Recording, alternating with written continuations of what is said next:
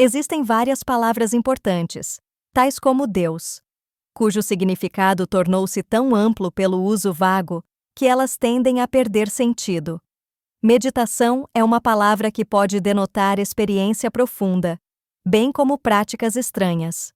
Para aprender a meditar, deve-se em primeiro lugar considerar o que significa meditação e não começar com o meditar. Não podem ser adotados os meios sem dar relevância ao fim. É necessário saber primeiro se você quer subir uma montanha ou cruzar o mar, antes que encontre os meios para fazê-lo. Se você deseja cruzar o mar, seria insensato equipar-se com uma picareta e uma corda. Assim, é necessário primeiro tentar entender no que a meditação implica, e somente então é possível empreendê-la de forma efetiva. Então, vejamos. No curso da evolução, as formas são desenvolvidas e aperfeiçoadas. A consciência, incorporada às formas vivas, se expande, portanto, manifesta os poderes inerentes a ela própria. Na antiga tradição da sabedoria, é dito que não há forma que não incorpore vida ou consciência. O que aparece como matéria não está destituída de consciência, mas a consciência está tão oculta, tão latente, que não a percebemos. Nas formas rudimentares de vida, a consciência funciona de maneira também rudimentar. Neste estágio, a vida incorporada está apenas vagamente consciente. Nas formas de vida mais desenvolvidas, por exemplo, no reino vegetal, a consciência é mais desenvolvida. Já foi provado que plantas mais sofisticadas respondem a sentimentos ou vibrações em seu entorno. Entretanto, as plantas não têm o grau de consciência que é encontrado nos animais inteligentes. O elefante, o cachorro, o macaco, são todos criaturas nas quais a consciência está muito mais desenvolvida. Quando chegamos aos seres humanos, os poderes da consciência revelam-se numa medida ainda maior. Este movimento da evolução, que é o desenvolvimento do organismo, implica em que o organismo se torne mais e mais capaz de ser um canal para a força da vida. Também implica na expansão da consciência que está incorporada no organismo. Isto é retratado pelo símbolo que foi amplamente usado na Índia, no Egito e em muitas outras culturas antigas: o lótus. O lótus tem seu nascimento em terreno grosso, lamacento. Eleva-se na opacidade da água misturada com lama, depois ainda mais além, na água clara, até que alcança o ar puro do céu. Ele simboliza a consciência que se expande desde as formas inferiores, que não lhe permitem revelar muito seus poderes, até as formas superiores, que permitem a canalização de seus poderes em medida cada vez maior. À medida que o lótus se eleva no ar, é primeiro um botão fechado sobre si mesmo. Então floresce como uma bela flor, considerada por alguns de beleza incomparável. Ele recebe a luz do sol, abre-se para a imensa extensão do céu e espalha seu perfume no ar. A consciência humana, como existe no indivíduo comum, pode ser comparada ao botão de lótus. Ela tem de florescer e revelar a beleza e a fragrância que são inerentes ao seu interior. Aprender a despertar a consciência, para que sua potencialidade oculta floresça e atinja o estado de absoluta plenitude.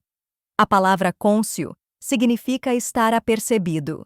Não há consciência destituída do poder de estar cônscia, de estar apercebida, consciente. Nós todos somos indivíduos cônscios ou conscientes. Entretanto, se observarmos com cuidado a nós mesmos, veremos que nossa consciência é ainda muito limitada. Ela funciona de muitas maneiras diferentes, através dos sentidos, através do observar, do ver, do escutar, do sentir e etc. A consciência ocorre através da modalidade do sentir quando há simpatia. Quando pensamos em alguma coisa, isto também é uma maneira de estar cônscio. Assim, existem vários modos de estar consciente. Agora vamos tentar descobrir como alguém está cônscio. Pensemos numa pessoa que olha para uma bela cadeia de montanhas. Ela pode estar consciente apenas de uma grande massa de matéria na frente dela, se é uma pessoa insensível. Isto equivale a dizer que sua consciência não está muito desenvolvida. Existem muitos seres humanos assim. A maioria das pessoas se enxerga como uma montanha, insensíveis ao que ela tem de verdadeiramente belo. Cessamos de perceber a maravilhosa cadeia de montanhas e ficamos presos a preocupações insignificantes. Ou, às vezes, somos sensíveis a algo mais: à majestade, à perenidade, à beleza da cadeia de montanhas. Quando a consciência está apercebida não apenas da aparência física, mas também dos atributos intangíveis pertencentes à montanha, então a consciência está mais desenvolvida. Outro exemplo: uma flor. Uma pessoa que é comercialmente inclinada pensa na flor meramente como um objeto que dá dinheiro. Alguém que responda um pouco mais nota várias coisas: a maneira pela qual ela é formada, o desenho das pétalas, a textura, a delicadeza da coloração, e assim por diante. Mas, embora perceba mais, ele pode ainda falhar de perceber aquilo que pode ser chamado de a essência da flor, sua natureza intrínseca, a verdade oculta dentro dela. Os filósofos têm salientado que a beleza está abaixo da superfície das coisas. Keats escreveu: beleza é verdade, verdade, beleza. Isso é tudo. A beleza é ver a verdade oculta no interior, que tem pouco a ver com as qualidades ou características externas. A forma externa pode ser bela para uma pessoa, e não parecer assim para outra. Quer a forma pareça bela ou não, aquele que ama vê a verdade dentro, como faz uma mãe que percebe a natureza preciosa de uma criança que outros consideram feia. A verdade ou realidade oculta existe em toda a parte. Ver profundamente é ver o significado da vida, o sentido, o valor real de tudo. Despertar para o significado de toda a vida é alcançar o estado de sabedoria. Para aquele que atingiu este estado de profundo apercebimento e sabedoria, a vida torna-se totalmente diferente. Ver e agir corretamente, afetuosamente, harmoniosamente, é sabedoria. Se uma pessoa vê somente a forma externa de uma flor, e para ela, o seu valor, é apenas monetário, ela pode esmagá-la e jogá-la fora no momento em que a flor deixa de valer dinheiro.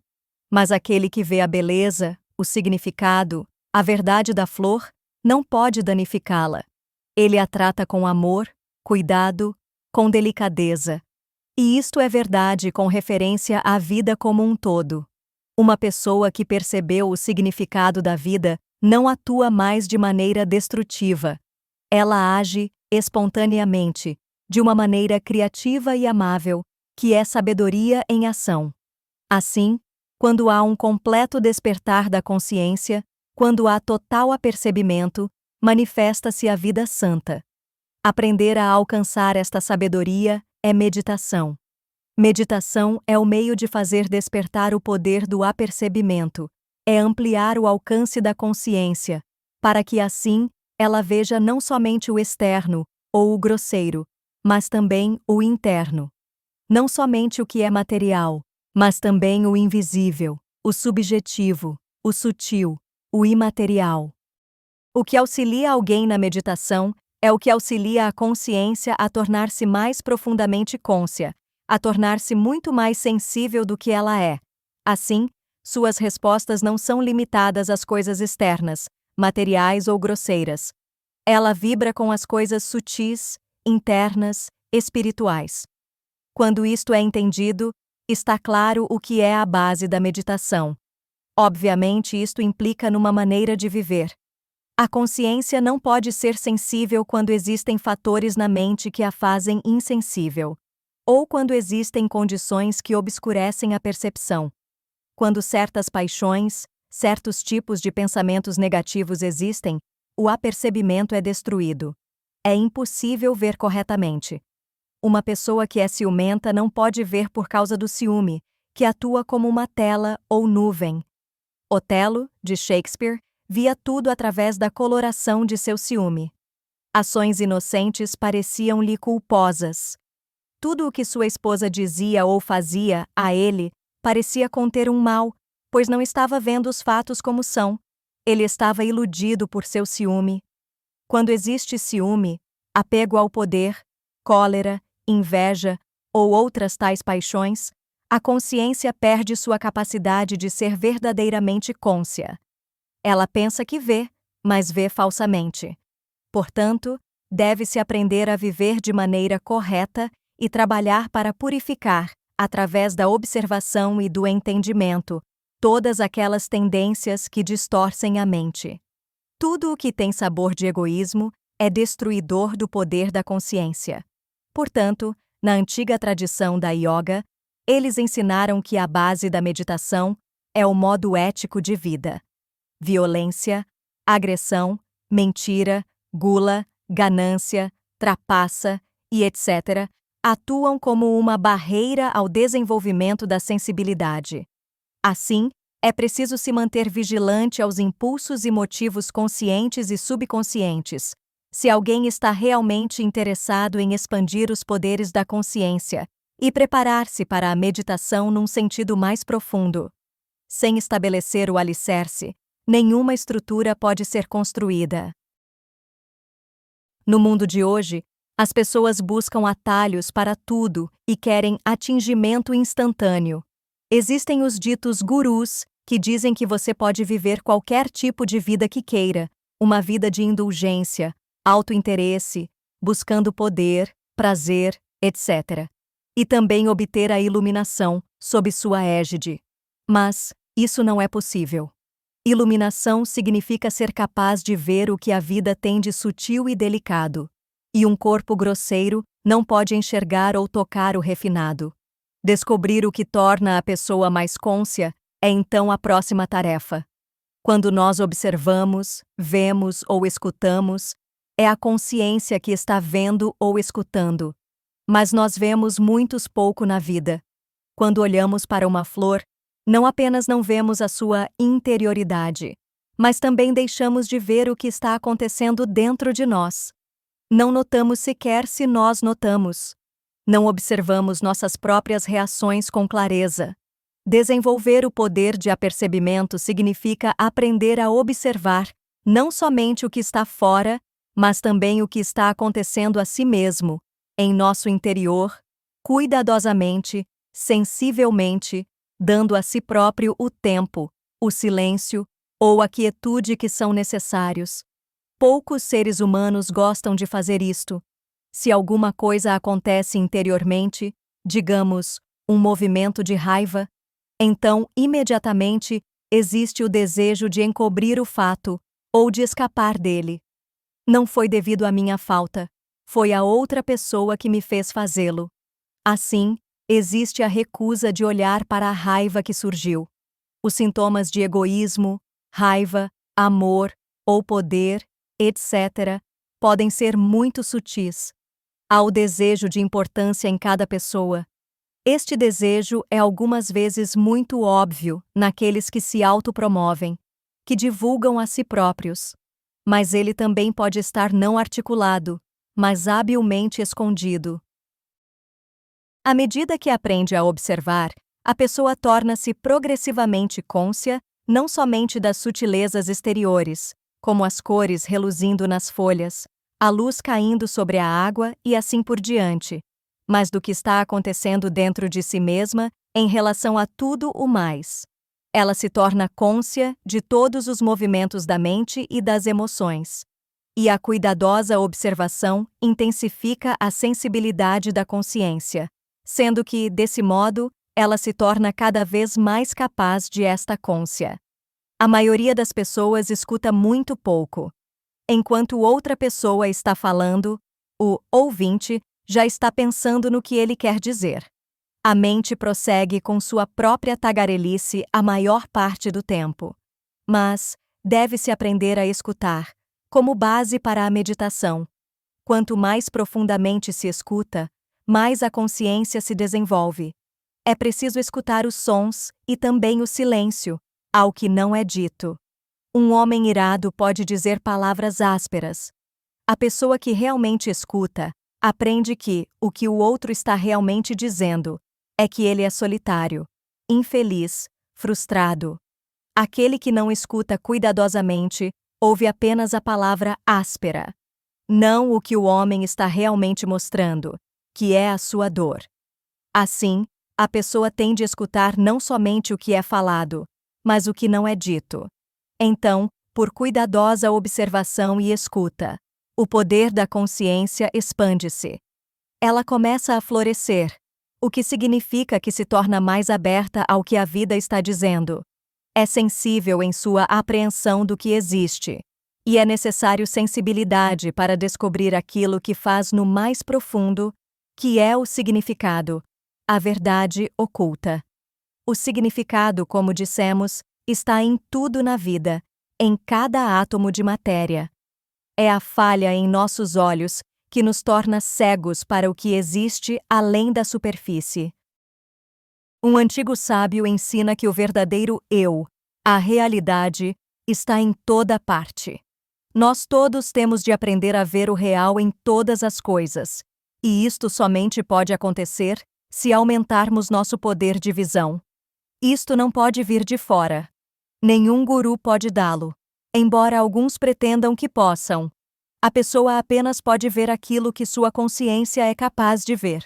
Portanto, a menos que empreenda o difícil trabalho de desenvolver o poder de observação, de visão, de sensibilidade, de resposta, de abertura, a pessoa não conseguirá ver a verdade, a realidade ou Deus. O mesmo sábio nos ensina que se alguém quer ver o real, o verdadeiro, a significação última, absoluta da vida, então, aprenda primeiro a observar, a escutar, a ponderar e, então, medite. Assim, a pessoa tem de começar a ponderar. A vida da maioria das pessoas é gasta em trivialidades. Se elas observassem a si próprias em profundidade, descobririam quantas horas do dia e da noite, pois os sonhos, na maior parte, repetem de uma maneira incoerente os pensamentos do dia. Quantas horas são gastas em futilidades, uma discussão tola, o que o vizinho disse, fazendo compras, quem brigou com quem, a última intriga, etc. Cada um vive num pequeno círculo minúsculo de interesses e torna-se cativo de si mesmo, dentro deste círculo, identificado com esses interesses. É preciso se libertar da pequena prisão de sua criação e aprender a ponderar sobre questões que têm significado mais profundo. Outro grande mestre nos ensina: vagueie pela praia e deixe a qualidade meditativa vir até você. Se ela não vier, não a persiga. O que você perseguir será a memória do que foi, e o que foi é a morte do que é. Ou, quando você vaguear pelas montanhas, deixe que todas as coisas lhe contem da beleza e da dor da vida, para que assim desperte para sua própria dor e para o fim dela. Há muito de importância universal sobre o que a pessoa tem de ponderar. A questão da dor e da alegria é de importância universal. Elas não são o que parecem ser na superfície. Há a busca pelo prazer, mas este prazer finda rapidamente. A morte toma alguém a quem alguém estava apegado. A afeição não é retribuída. A doença aflige os que são queridos. Inúmeras são as maneiras pelas quais o prazer termina em pesar e dor. Qual é o significado disso tudo? O que é o eu, que continuamente busca prazer e tenta evitar a dor? Este eu existe por uma vida apenas. Existem muitas questões fundamentais que demandam uma resposta. Uma resposta que seja real. Não um eco vazio de palavras faladas por alguém mais. O que as Escrituras dizem, o que Jesus Cristo ou Shankaracharya disseram, são apenas palavras, até que, pela séria ponderação e assimilação, se começa a descobrir por si mesmo o que cada uma dessas palavras realmente significa. Portanto, reflexão, capacidade de ponderar sobre verdades que são de significação universal, questionamento e investigação de problemas que se aplicam a todos os seres humanos, Tudo é parte da prática meditativa. E ao fazer assim, a consciência se abre e amplia o seu alcance. Ela quebra e ultrapassa as barreiras que criou para si mesma.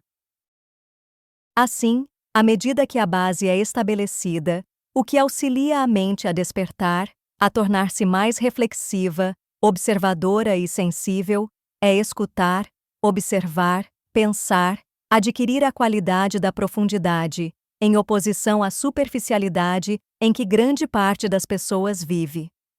Somente o aprofundamento na própria consciência é capaz de nos fazer perceber o valor e o significado de toda a vida.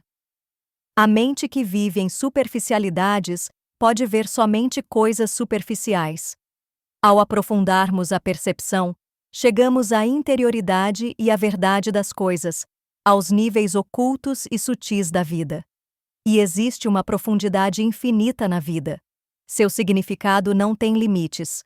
A descoberta do potencial deste significado é o despertar para a grande verdade, e ela se dá através da meditação.